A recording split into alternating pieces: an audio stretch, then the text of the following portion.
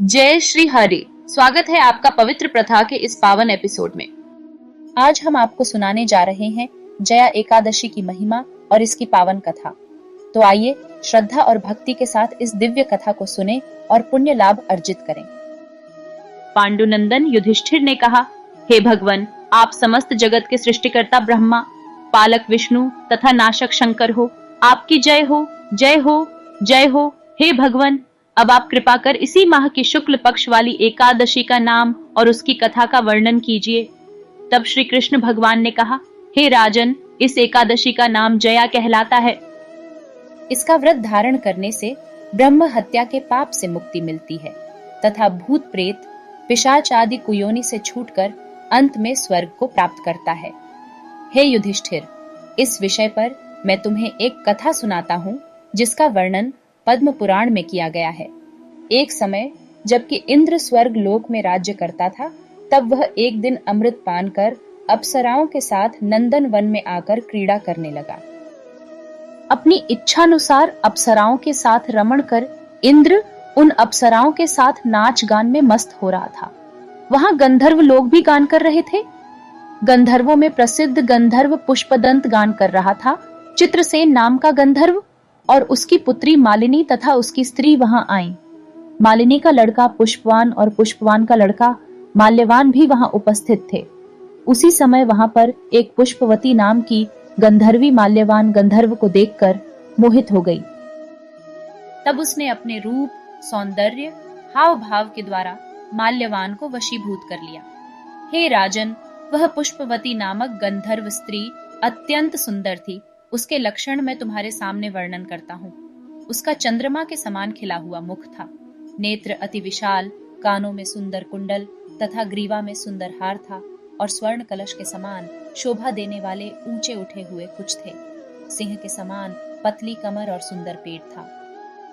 उसके विपुल नितंब और लंबी जंघाएं तथा कमल के समान लाल वर्ण वाले चरण थे। ऐसी अत्यंत सुंदरता को देखकर माल्यवान भी पुष्पवती के ऊपर मोहित हो गया। यह दोनों यद्यपि कामदेव के वशीभूत हो रहे थे, किंतु फिर भी वे दोनों सबको दिखाने के लिए गा रहे थे। उनका मन गाने में स्थिर नहीं था, इसलिए वह अशुद्ध गाना गाने लगे। इंद्र ने उनकी भाव भंगिमा को देखकर इनके उस प्रेम को समझ लिया था, किंतु अपना अपमान हुआ जानकर इन दोनों को श्राप देते हुए कहा, मेरी आज्ञा उल्लंघन करने वाले मूर्खे, तुम दोनों ने मेरा अपमान किया है।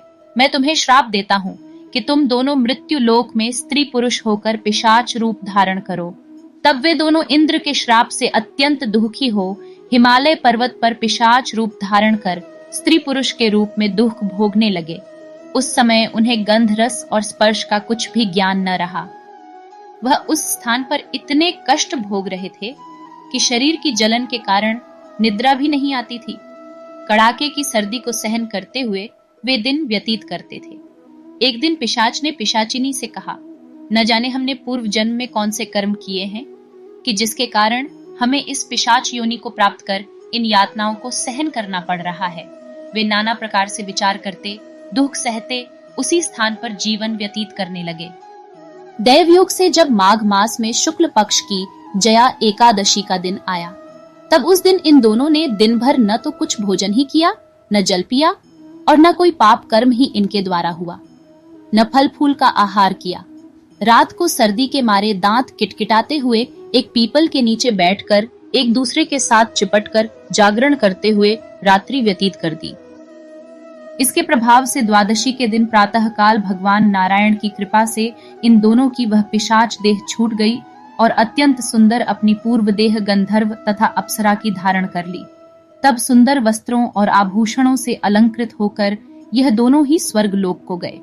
इनको इस प्रकार सुंदर देह धारण किए देख गंधर्व और देवतागण आकाश में से पुष्प वर्षा करते हुए इनकी स्तुति करने लगे।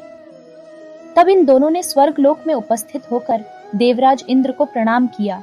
इनको अपने प्रथम रूप में देखकर देवराज इंद्र को भी महान आश्चर्य हुआ।